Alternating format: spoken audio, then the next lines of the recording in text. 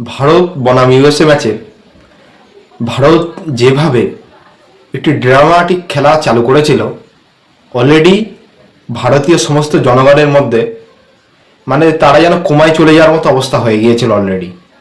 কারণ বিশ্বের 1 নম্বর টি-20 টিম, তার যদি এই হালাত হয় তাহলে কি হবে বাকি ম্যাচগুলো, এই ভেবে। আর বাকি ম্যাচের কথা তো বাদ দাও, এই ম্যাচে যে অবস্থা হয়েছিল আমরা তো প্রথমে ভেবেছিলাম 300 রান অলরেডি ভারত টার্গেট দেবে। সেখানে ভারতের অবস্থা 6 নম্বর ব্যাটসম্যান পর্যন্ত এমন কাত হয়ে গিয়েছে যে লাস্টে আমরা টেনশনে পড়ে গেছি যে ভারতের হালাত কি হতে চলেছে। আমি তো কালকে একটা শর্ট ভিডিও আপনারা হয়তো দেখেননি, সেটা দেখবেন অবশ্যই দেখবেন আজকের। সেখানে আমি বলেছিলাম 6টি প্লেয়ার তারা এতই তাড়াতাড়ি খেলেছে তারা মনে হয় বিয়ে বাড়ি যাবে, মাত্র সূর্যকুমার যাদব বাদে। সূর্যকুমার যাদব যা খেলেছে কালকে, আমি বলেছিলাম এই প্লেয়ারটা যদি টিকে থাকে তাহলে এই আজকের ম্যাচের নায়ক হয়ে দেখাবে। যা বলেছি তাই হয়েছে, নায়ক হয়ে দেখিয়েছে।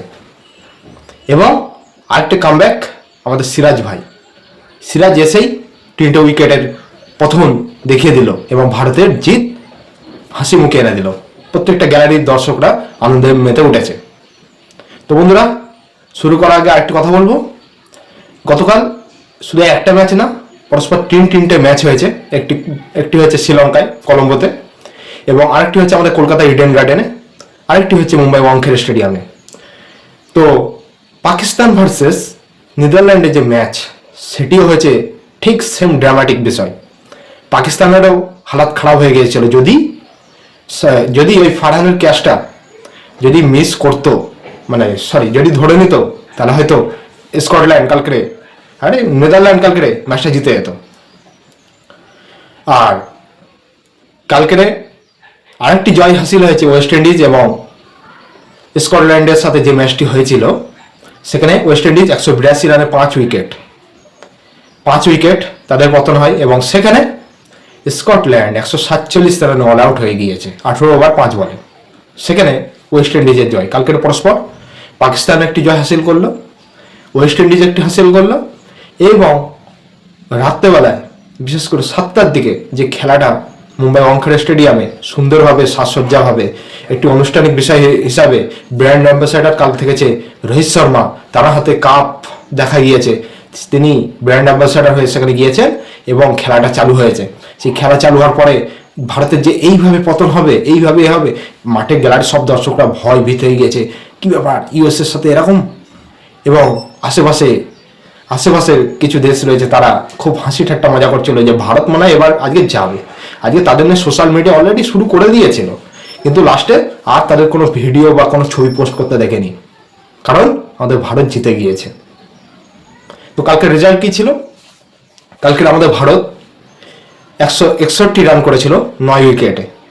161 রানটা হওয়াটা যেন মনে হচ্ছে দম চেপে রাখলে একটা মানুষকে শ্বাসরুদ্ধ করলে যেমন হয়, কষ্ট করে সে যেমন বার হয়ে আসে, সে বার হওয়ার একটা ঠাঁই জায়গা পায়, ঠিক তেমনই কালকে সূর্যকুমার যাদব ম্যাচের রাজা এবং ম্যাচের কিং হয়ে কালকের রানটাকে মোটামুটি যুদ্ধ করার স্থলে এনে দাঁড় করিয়েছিল। ঈশান কিষান মাত্র 16 বলে 20 রান করেছে,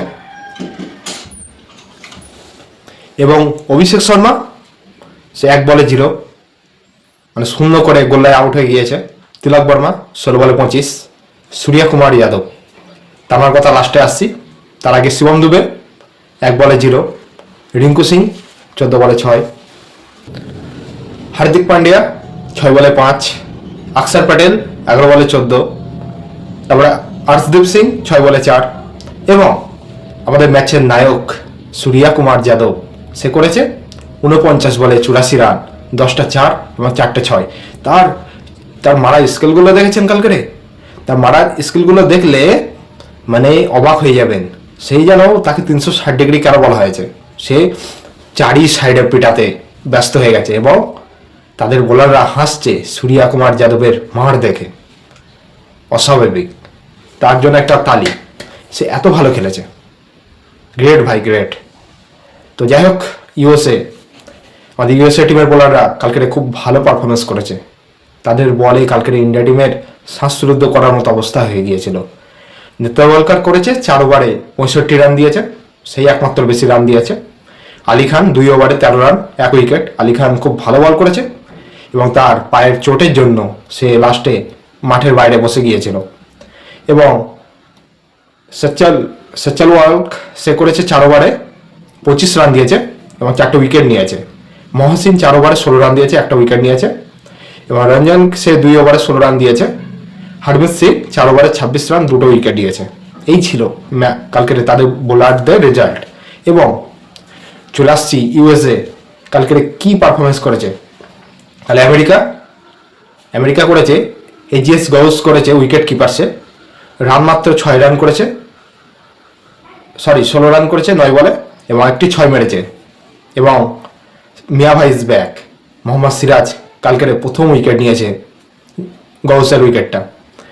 তারপরে মুনাফ প্যাটেল মাত্র 2 বলে 0 রান করেছে। আর্শদীপ সিং কালকেরে মোহাম্মদ সিরাজ আর আর্শদীপ সিং যা বল করেছে, অস্বাভাবিক বল করেছে। তারা 6টা ওভার মানে পাওয়ার প্লের যে 6টা ওভারে যে রান চেপে দিয়েছে ওখানে হয়ে গিয়েছে ম্যাচের টার্নিং পয়েন্ট এবং সেখানে 3টে উইকেট ফেলে দিয়েছে। তারপরে 3টে উইকেটের কথা বললাম আপনাদেরকে। মোকাবাল্লা কি করলো, সেও 7 বলে 2 রান করেছে, তার উইকেট নিয়ে নিল আবার মোহাম্মদ সিরাজ পাওয়ার প্লের মধ্যে। তারপরে মিলিন্দ কুমার 34 বলে 34, একটা 6 মেরেছে এবং 3টে 4 মেরেছে। তারও উইকেট নিয়েছে বরুণ চক্রবর্তী। স্টাম্প করেছে সে ঈশান কিষান। তারপরে ক্রিসে মাত্র 31 বলে 37 রান করেছে, তার উইকেট নিল অক্ষর প্যাটেল। রঞ্জন সে করেছে 22 বলে 37, তাকে লাস্টে এলবিডব্লিউ করলো কি মোহাম্মদ সিরাজ। হারমিত সিং সেও 1 বলে 0 অক্ষর প্যাটেল উইকেট নিয়েছে। আর 8 নম্বর মহসিনের উইকেট নিয়েছে আর্শদীপ সিং, তার ক্যাচটা নিয়েছে তিলক বর্মা। তো এই হচ্ছে ম্যাচের রেজাল্ট। এবং কালকের মোহাম্মদ সিরাজ 4 ওভার বল করেছে, 29 রান দিয়েছে, 3টে উইকেট নিয়েছে। বরুণ চক্রবর্তী 4 ওভারে 24 রান দিয়েছে, 1 উইকেট নিয়েছে।